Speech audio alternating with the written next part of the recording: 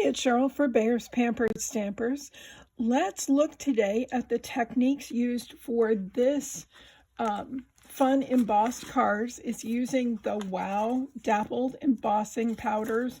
We're going to call this one Embossed Adhesive for lack of anything better to call it, and just to keep it straight from the other one. But we're also using 1/4 and 1/8 inch score tape, and pardon me while I've got a fairly small work area here today, so I'm shuffling around.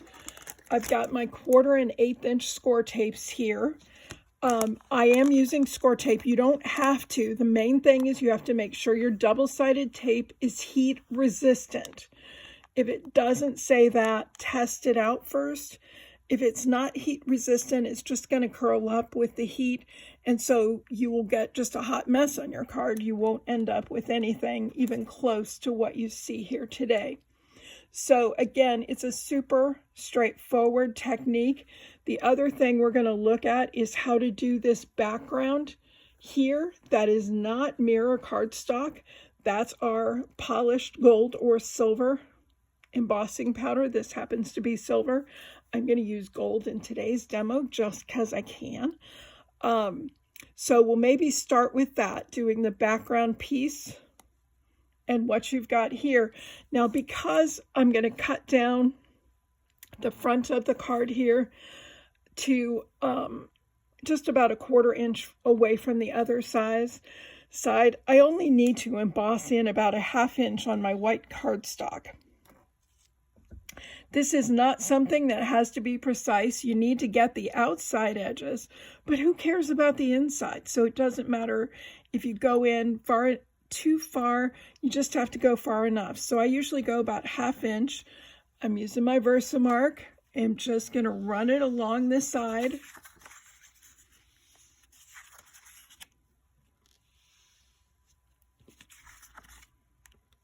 And my 4 edges are covered there.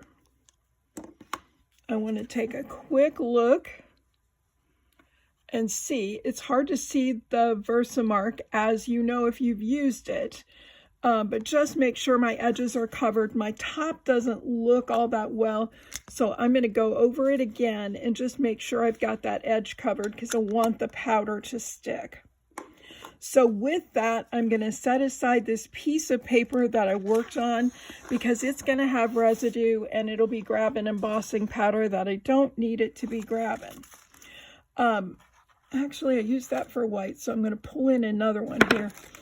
I find it easiest to work with the coffee filters to hold the embossing powder while I'm adding it, just because it's easy to add it back into the jar. You do you, but it doesn't stick to them. They're easy to pour back in. So I'm going to cover these outside edges with embossing powder. Again, I'm more worried about the outside edge than the inside. So I don't care that it's a mess. You can see I didn't use my powder tool first, but I don't care about that because, frankly, I don't care. You know, it's not, this is going to be covered up by the striped card, so it really doesn't matter.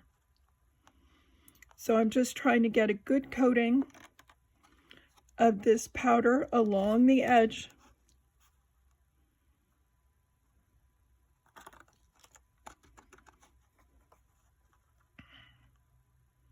It's always got to give me a little bit of a hard time.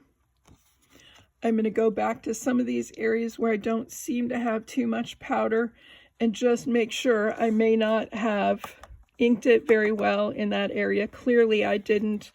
I still have a problem down here, as you can see, but we'll do our best. We're going to go and heat emboss it now because, well, gee, you guys don't want to spend a lot of time watching heat embossing here because you kind of know how to do that, I'm assuming. So we'll just set that powder aside. Normally, I would say return it to the jar immediately, but for the sake of time and because we're on video, I'm just going to go to the heating process. Now, it does make a difference whether you heat from the top or the bottom. If you heat from the bottom, you get more of a mirror-like finish. If you heat from the top, Look at that turn. Isn't that gorgeous? Then you're more likely to get kind of what I'll call a more hammered finish. It's a little bit more textured is all. So there's nothing right or wrong about it, bad or good. It just is what it is.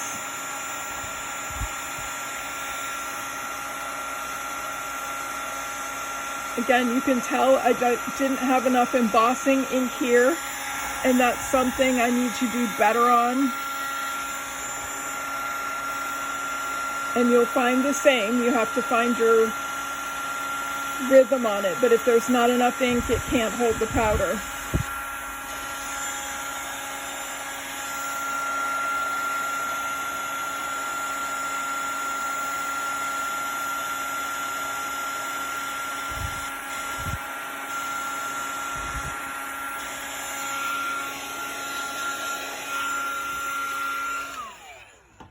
Okay, so that's how that turns out. Again, why did I get the result that I did here and here and here? It's probably because my pad needs to be re-inked and because I didn't have enough ink there. So I should have taken more time and made sure to get a proper amount of ink on there. I'm just brushing a little extra off, but that's even heat set. But look how cool that is. Now I can set my card over the top. If I'd done it properly, like look at this bottom corner, it's hard to tell that that's not mirror cardstock. And this is a lot cheaper alternative. So that's how you do that part of it. Now to do this part with the stripes, we're going to use the score tape. We're going to start out with a piece of plain white cardstock. First thing I want to do is to run my powder tool on it because I don't want stray powders on this, okay? I also want to make sure on this that I don't have too much of that powder because I haven't put my adhesives on yet. But essentially, I'm going to do this similar to what I did for the diagonal card. I'm going to set the paper on my magnet board, and I'm going to worry about, again, I'm looking for a grid. Doesn't matter what grid you use, whether it's this one or any other grid that you have, but the grid will help you to keep the score tape straight, and it will help you to space it evenly. So I'm going to start out with this, with the wider score tape, in my case, 1/4 inch. If I can find the end here, you ever have that trouble too? I'm going to pull off a piece that's longer than what I need because, again, I don't want to go short. The result is not good. And I'm going to lay this down using the lines as guidelines so that I get it straight. I'm going to do the same thing and rip off a piece of the 1/8 inch tape.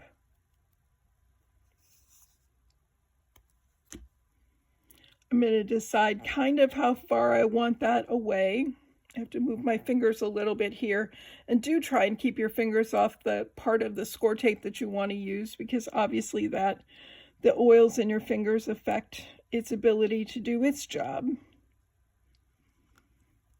And I just lay that down. Now once I've got all my score tapes on, I can just take scissors and trim off these excesses. No harm, no foul.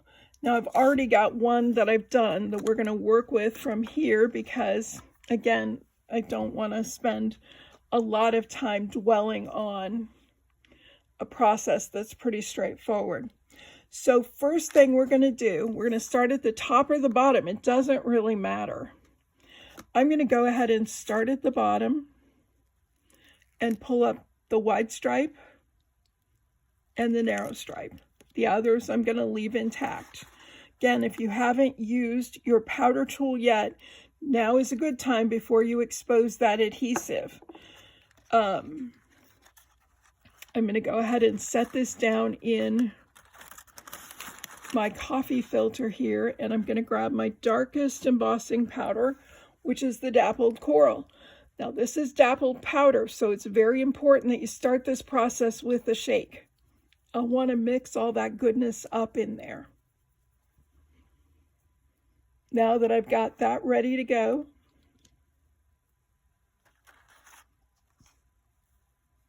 I'm going to simply pour it over those stripes.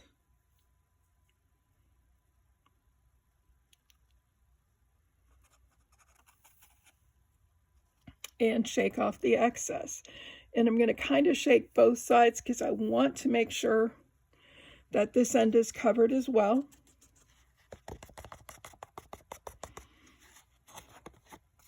And my first set of stripes are covered. Same thing, I want to come back. And normally I should be returning these powders to their jars immediately. I am not doing that for the sake of time and camera. But it's not a good practice. So next I'll work with the peach. I'm going to expose the next 2 strips.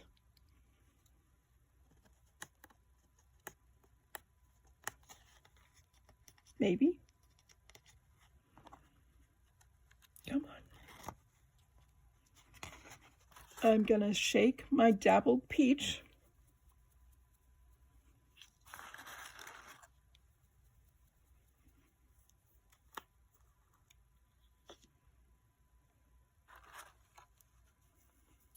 And I'm going to add that to my middle stripes. Now it's not going to stick or mix with that coral that I put on because this is entirely separate. This sticky is covered. It's done. This sticky is now covered and it's done. So we'll set the coral aside. And we'll grab our last color, the pink. Go ahead and expose these stripes.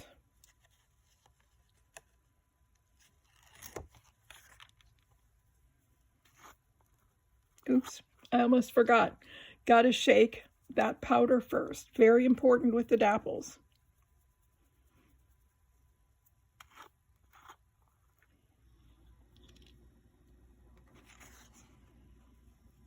I'll cover these stripes.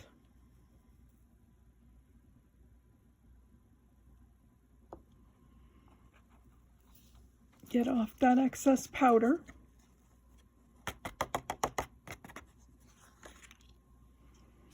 I'm going to close up my powder here and set it to the side. I've got a little coral remaining on my mat here, so I want to get that off before I start heat embossing. But here we go. So this is now ready for the heat gun. I can heat from the top or bottom. It's not going to matter which. That powder is not going to go flying off. I like to, especially because this is a hot gun, I like to keep that moving. I don't want to dwell anywhere because I don't want to over emboss. Look how pretty that is as it starts to come up.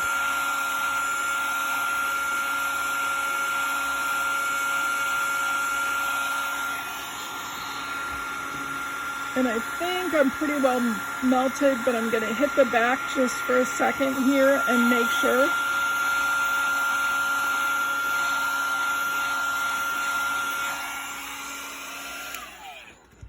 But how pretty. There is this part of that project. Now for this, I'm going to trim it down because I went with a full size in case I missed some edges. So I'll trim it down for my regular card. Last thing I need to show you to complete this is the butterfly. And I didn't cut out any solid butterflies. I just have one that's kind of a lacy butterfly, but it's the same thing. So I'm starting with my Versamark. And we're only going to do half of this in the interest of time, but you'll get the idea. I'm going to go ahead and if I were doing the whole thing, I would press it all into the Versamark. You don't want to smash it in. You just want to get it covered with the embossing ink. Set it aside. I'm going to set it down here and I'm going to use a little bit of this coral powder that's still out here. Again, it should be back in my jar. So if it were in my jar, I'd be pinching it from the jar. So I'm going to pinch a little bit of coral over the top. And remember, I only inked half of it, so that's why only half of it is going to get done. And then I'm going to grab a little bit of gold from the jar. And I'm going to sprinkle it over the top as well. Where there's ink, it's going to pick up those powders. Now these I don't either want to return to a mixed jar or I want to get rid of it because they're now mixed. So if I put them either with the gold or the coral, I'm going to have a mess. I don't want a mess. So again, you want to get that off your work surface before you start heating. I'm going to heat from beneath just because I like the results better, especially with the gold. Look how fast that's turning. A little too close for comfort to my fingers there.